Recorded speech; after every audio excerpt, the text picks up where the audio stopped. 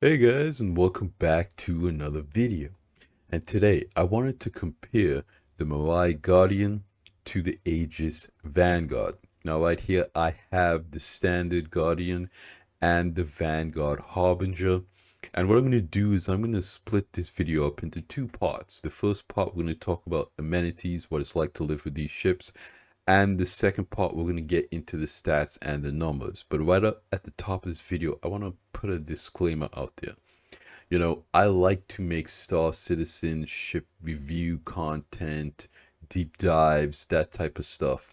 But I want to make it, just kind of put this out there that I'm not trying to sell you guys anything. I don't want you guys to take that away from these videos that, I'm trying to encourage you down a specific route that you should buy one ship or the other. That's not what this is about at all, right?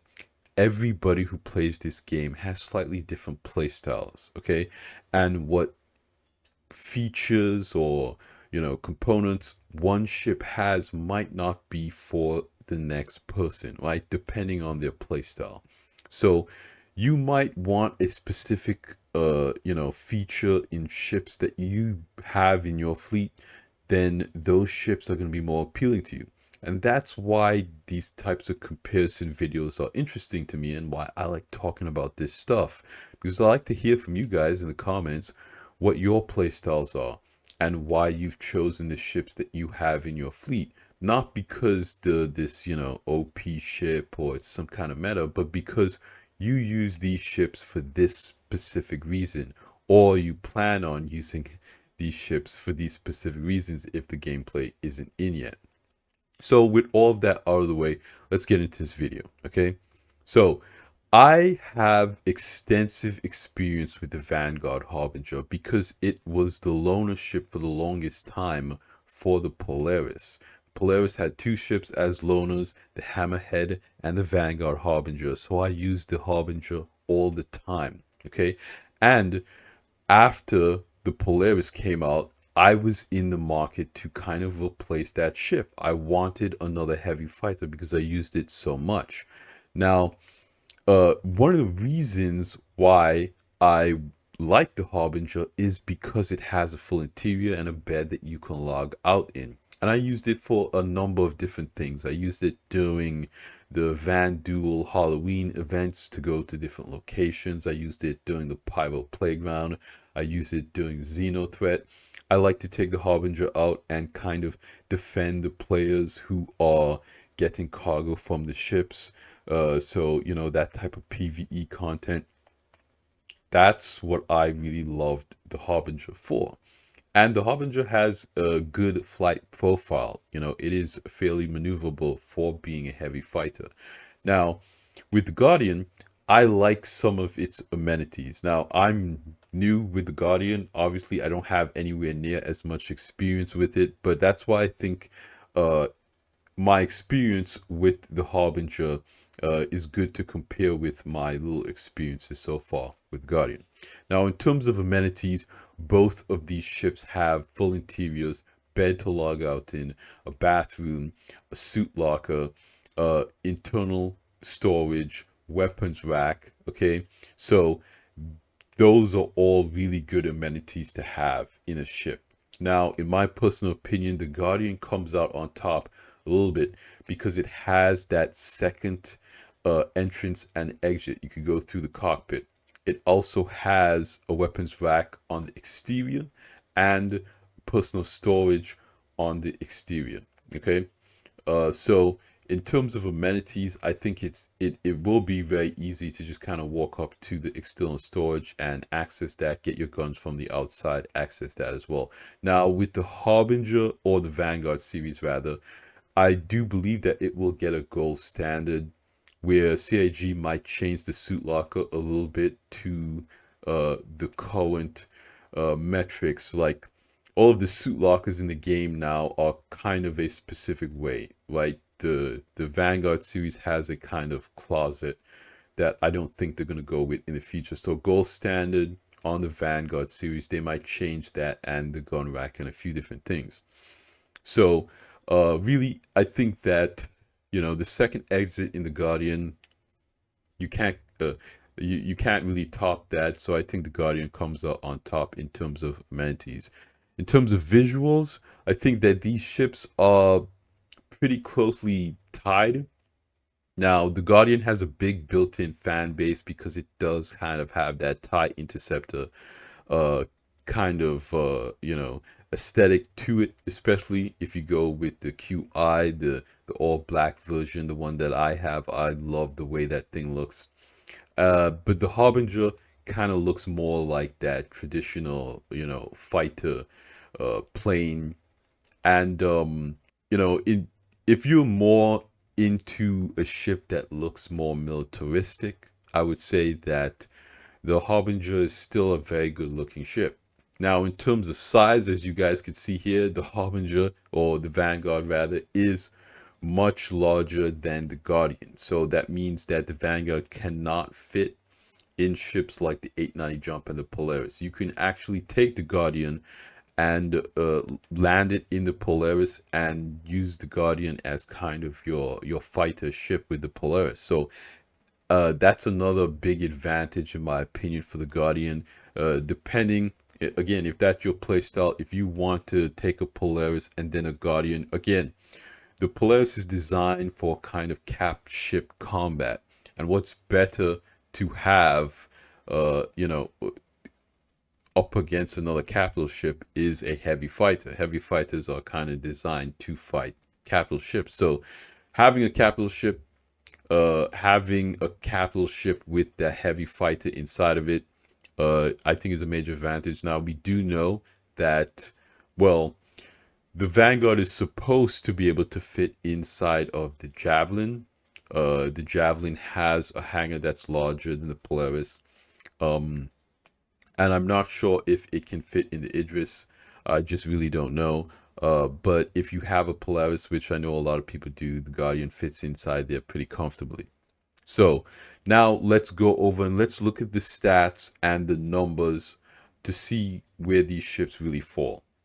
All right, right now we're in DPS calculator. And if you guys aren't too familiar with this website, it has version control.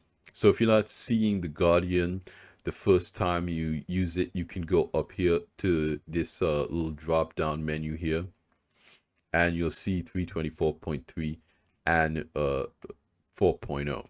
So you just select 4.0 and then you unlock access to the Guardian. And you're going to want to make sure you're the updated version of DPS calculator so you can see the correct numbers.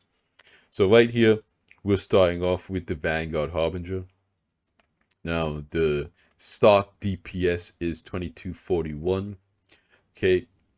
And I have attrition 5s loaded here, but the stock gun is the M7A for the Guardian at around 1874 DPS. But again, I like attritions. I like, the NG weapons. I'm not really a big fan of cannons or, that type of stuff. You can put ballistics on here as well. But again, I like having the endless ammo. These guns hit hard. Houston Dynamics they make great weapons. That's why they're so successful. Right now, attritions are kind of the way to go, in my opinion. Yeah, and that brings your DPS up to 2714. Very much closer in line to the Vanguard. It's kind of stock layout. Okay, so then we have shields. The Vanguard has 2 size 2 shields versus the Guardian's 1 size 2 shield, but that's obviously not the full story in terms of defenses. We also have hull HP, and the Vanguard has 37,800 in terms of hull HP, 37,800. Okay, and the Guardian has 66,250. So the Guardian has almost double the hull HP. So kind of depends on the play style. Again, at the end of the day, obviously I think that this hull HP is very attractive, but the shields is something that some people would like to see more of. For this ship, its size, its cross section, all that kind of stuff, I think a single size 2 is okay. because again you have so much hull HP. So it depends really how good you are with maneuverability. And so we're gonna go into the pitch, yaw, and roll rates. Now the Guardian has gimbaled main thrusters, so it is a little bit more maneuverable in pitch, yaw, and roll. You have 38, 38, 130 versus 38, 32, 120 in the Vanguard. Okay, but the Vanguard has higher top speeds, 219 meters per second SCM versus the Guardian's 213, and then max nav speed in the Guardian is 1125 versus max nav speed 1115 in Harbinger. So the Harbinger is a little bit slower max nav speed. So again, very similar, very close. In terms of other components, you know, 1 size 2 power plant in the Vanguard versus the 2 size 1s in the Guardian. Then you have 1 size 2 cooler versus 2 size 2 coolers in the Vanguard. Vanguard is, again, a little bit bigger ship, has a larger cross section, is a little bit heavier. There are a lot of different trade-offs. Now, in terms of missile DPS, you have 80,000 with the Vanguard Harbinger. We use as this example versus the 38,000 with the Guardian. With the Guardian, you have those 16 size 2 missiles, but the missile racks are not bespoke. They're just 4 size 4 missile racks. So you can change those out to any 4 size 4 missile racks you want. So I think that the last thing you're going to probably want to look at is fuel capacity. So you can see here the hydrogen fuel capacity in the Guardian is 9 SCUs.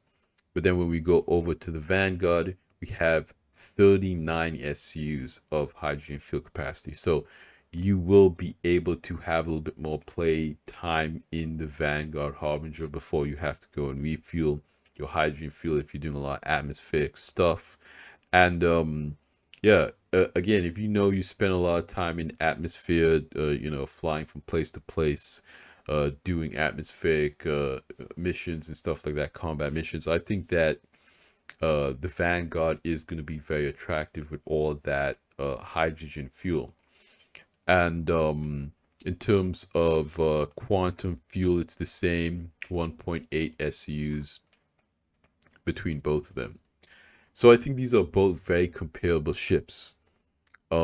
If you are a solo player that does a lot of space combat, I think the Guardian makes a lot of sense. And because it is a, you know, heavy fighter that can fit in a capital ship like the Polaris.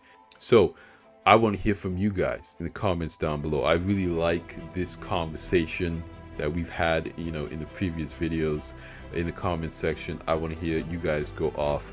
What do you think? Which one are you going with? What is the use case that you have for yours? If you have a Guardian, what do you plan to use it for? If you have a Vanguard, what have you been using it for? I like to hear from you guys. I like to talk to you guys down there. So that's gonna be it for me in this video, you guys. Thanks for hanging out with me again. And like I always say at the end of these videos, you guys, like the video if you liked it, subscribe if you want to see more, and I'll see you guys in the next one. Salut.